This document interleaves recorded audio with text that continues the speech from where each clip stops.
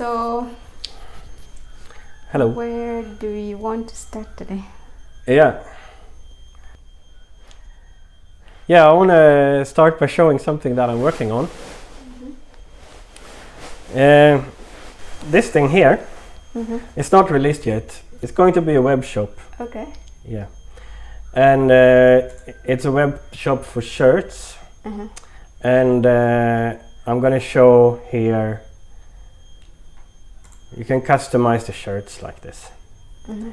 For example, the long sleeve, or if you want short sleeve.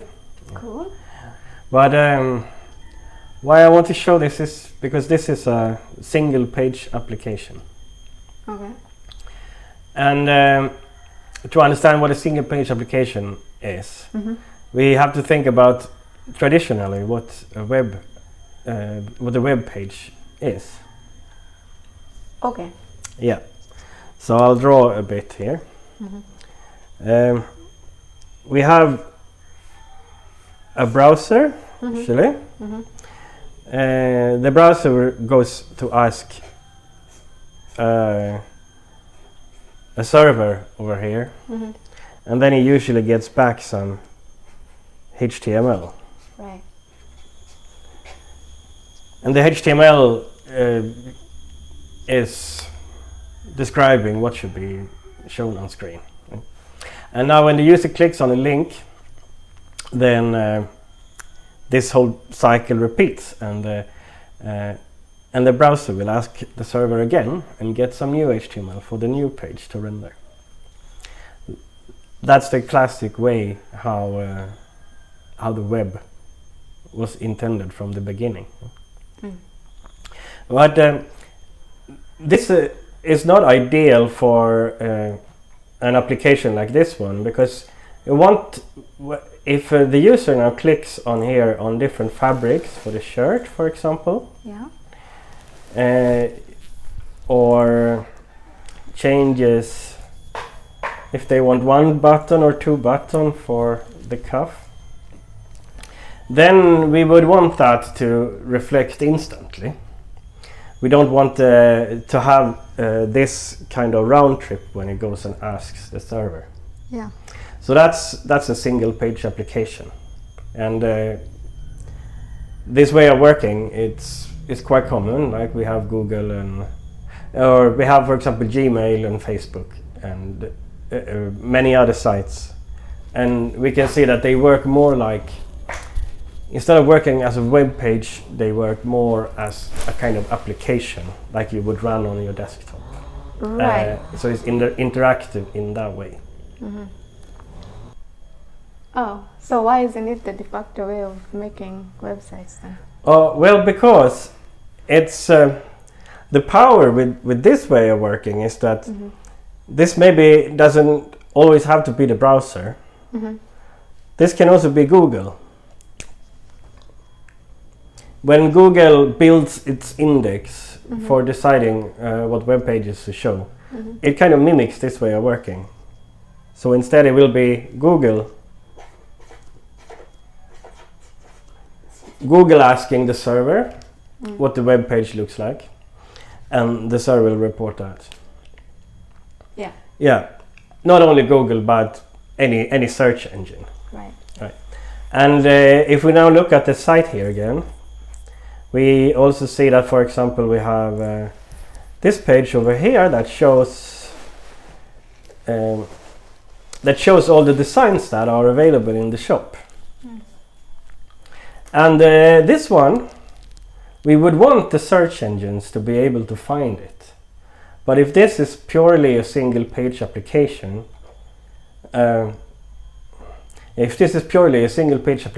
then there is no HTML when it initially loads, because all the user interface elements, they are built up after the page has been loaded to the browser. Got it. So we have this challenge. Single page applications are really awesome for interactivity, but they are not great for search engines. Also, they are not great because there will be an initial load.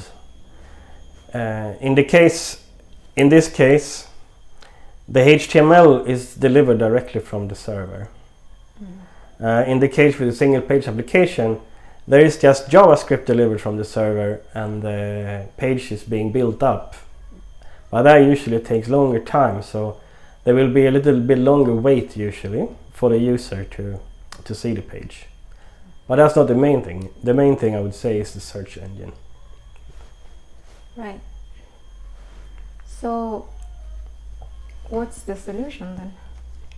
Then we have this thing called isomorphic rendering. I don't know how standardized of a term isomorphic rendering is. Yeah, could you tell us what that is? Yeah, what I mean by it. Well, let me first go back and say isomorphic code. I will just introduce the concept of isomorphic code. That means code that can be run either by the server or by the client. And with this isomorphic code, we can do isomorphic rendering, where we see, instead of seeing our application strictly in this way as a server-side rendered application or as a single page client-side rendered application, we can be a little bit isomorphic about it, and things can be rendered, some things can be rendered on the server, some things can be rendered on the client. That's cool.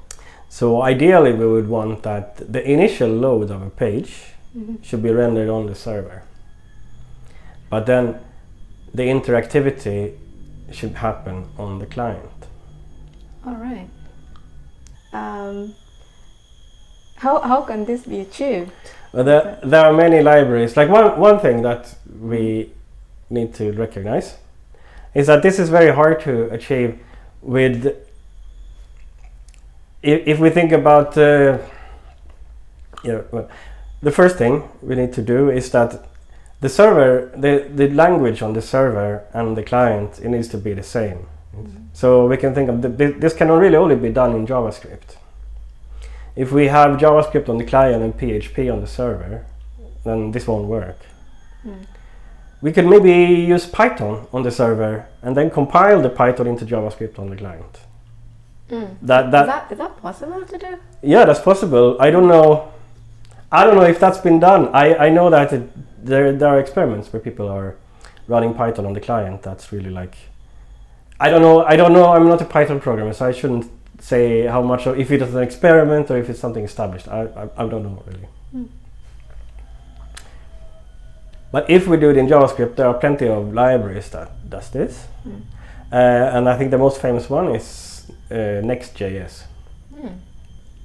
I heard about the hype of Next.js, or I heard about Next.js, and I wanted to understand why everyone was praising it so much. And for me, when I looked at Next.js, I think this was the thing that I realized. This was the realization that I had about this thing, about this isomorphic rendering. But I also noticed Next.js was doing like a lot of other things. Yeah, it's not just doing isomorphic rendering. It's not just doing isomorphic rendering. Ah. So I experimented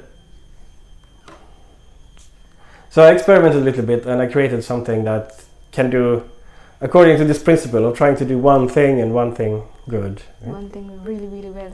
One thing and one thing really well. I made my own little library for isomorphic rendering. Wow. Yeah. All right. What's the name of the library? Yeah, it's here. It's called Isoq. ISO for isomorphic, and the Q I just put there, maybe it means quick or something. But it's here on GitHub, and it's released as open source, so anyone can do. I would love to have feedback, what people can get it to work, and if they see the point of it. Yeah. But I thought can I show a little demo? Sure. How it works. Yeah, of course. So, yeah, one thing is that often when many frameworks, when they do their thing and when they set up, they come with a lot of boilerplate. They come with a lot of code that sort of needs to be there, and that's one thing I wanted to get rid of. So with Isoq, here is a tiny little hello world app. Right. I should mention it's React. It's quite React focused. So this is now React code. But we can run it.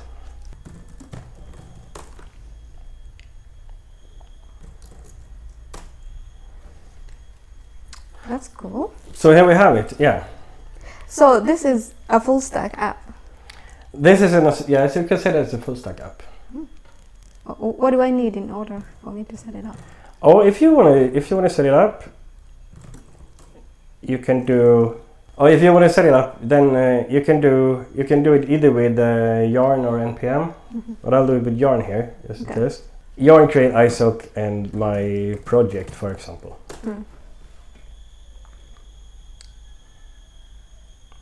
And then you'll get here pretty much the project that I have. Okay. To show. Yeah, but I'll go back to that now.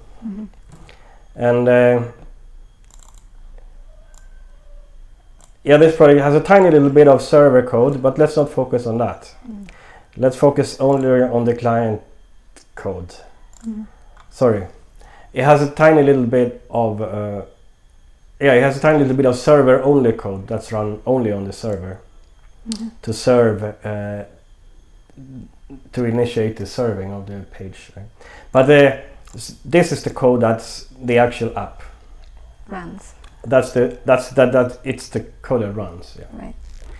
And yeah, all it does is prints out hello world, and when it's running it looks like that. Yeah. So what's the thing here? Well, I want to look at the source code for this app, like the source code as the browser sees the app. And in this source code we can see here that it has the content in it. So this is like a server-side rendered app in this sense. Yeah. Yes. So that's not so cool in itself, because then it's more or less the same as it would be if it was like a PHP app, a server-side rendered PHP app. Yeah, but let's show now that in this same application we can also add client-side code. So I'll make a little button.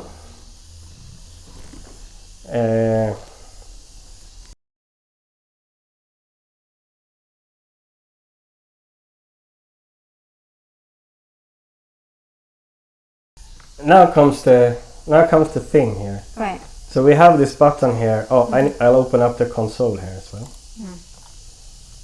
So now we can click this button and we get hello world here. So this is the isomorphic rendering.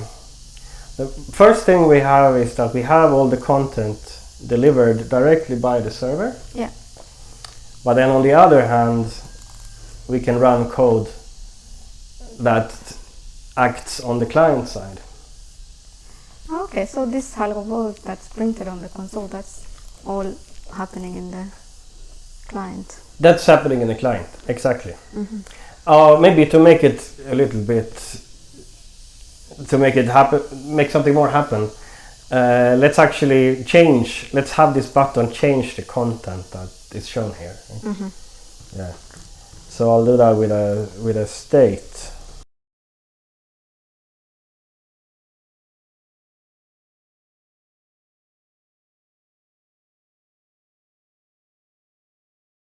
So that's a counter that it starts at 1, and when you click on the button, it increases it by 1. Now we can click the button, and the counter increases. So this shows that we can interact with the web page when it's loaded. Yeah. So we can interact with the web page. So in that sense, the web page is kind of happening on the client. Otherwise, we wouldn't be able to interact with it directly. Okay. Right? But when we look at the source, it has all the content. It has the initial content in it, so it's also happening on the server. It's happening both on the server and the client.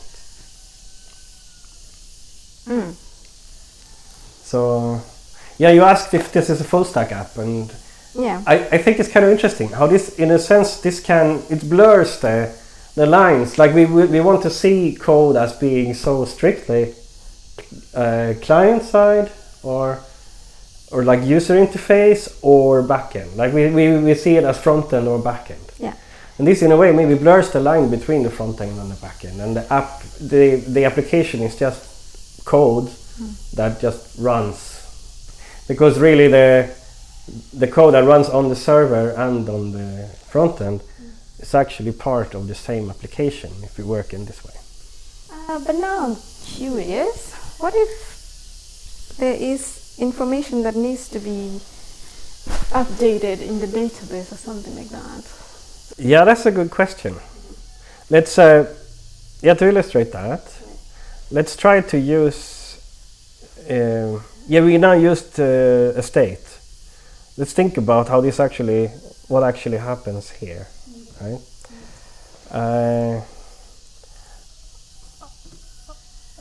I'll add here a reference in React.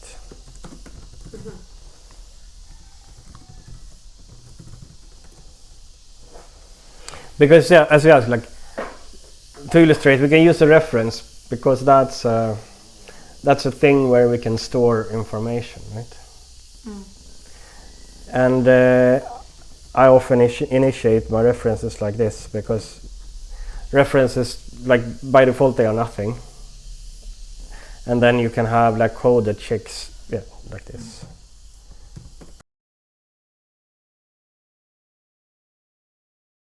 So we can think of, say that this reference, we'll let it illustrate what you just asked about this is the data that we can imagine it comes from a database or something, right? Right. And then we say like if we don't have any data, then we get some data. Right. At the same time we print out the data. We print this out just to see like where is this running now? Is this because ideally we would want that maybe to happen on the server, but where is this gonna happen? Where is it gonna run now? Right. Right. So here is running on the client. So then this gets printed out. Right. So this code is then apparently running on the client. And it's being printed out on the server as well. Yeah. So this code, the code is now running both on the server and then it's also running on the client. Yeah. And this is kind of by design, but it's not ideal if we want to access, for example, a database or something like that. Yeah.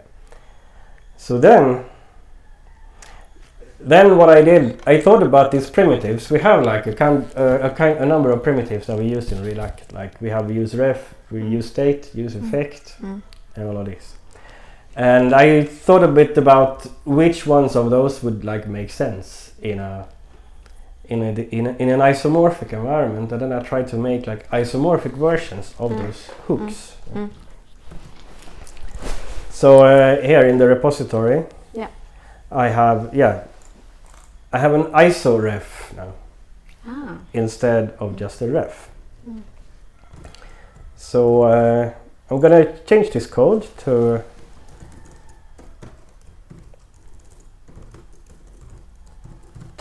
use, then we can call it an isomorphic reference instead of just a regular reference. And here instead of useRef, I'll just use IsoRef. Let's see what happens now.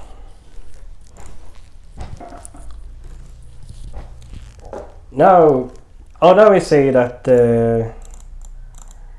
this code setting the ref. When we reload the page, it's only running on the server. In the server, yeah. The server, Yeah. But maybe we should also think about what happened with the data actually. Yeah. What happened with So we set it to some data. Right. We can. I'll put it here.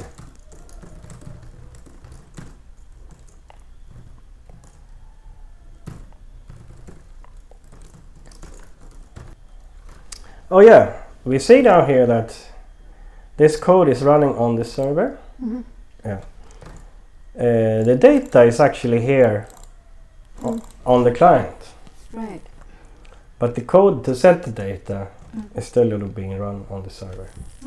So we just get back the data. Yes, exactly. So that's if we think about the reference as classically in React, a reference is a place where we can store some data, right? And an isomorphic reference is a place where you can store some data either on the server or the client. Or the server can store some data in it, and the client can then access it. Can access it. Exactly. Pretty cool. I think that's a pretty cool thing you have going. Okay. Yeah. What's cool about it? Yeah, the useIsoRef, that's pretty awesome. Well, I have some more stuff. I have like useIsoMemo too. Mm-hmm. What do you think that does? If I can infer Yeah. about what useMemo in React does, then it stores memoized content, memoized information between renders. Yeah, it memoizes. Yeah, exactly. So it's like a function that depends on some value and memoizes some value. Yeah. Yeah. So the value doesn't change between renders. If the value haven't changed, then it's not re-rendered again. Exactly. And here is doing the same, but in an isomorphic way, so that there can be a function that will be run on the server, and then as long as that information is not changed, it will just keep the data. But if the information changes, it will be rerun, but maybe this time on the client. Right. And it doesn't really matter where it's being run, as long as it doesn't matter. Yeah, it can be run in either places when the data changes. Pretty cool. Yes. Yeah, and I thought this was an interesting experiment. I thought about this. I thought about the isomorphic rendering stuff. What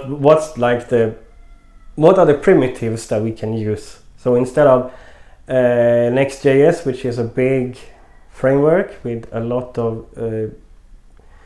of features, and it also sets a lot of it dictates kind of how you do things. Instead of doing that, just what are the minimal primitives that you can use to get isomorphic rendering to happen. Nice. That's what this experiment is about. I would love. We're gonna put a link to the description, right? Yeah. Yeah.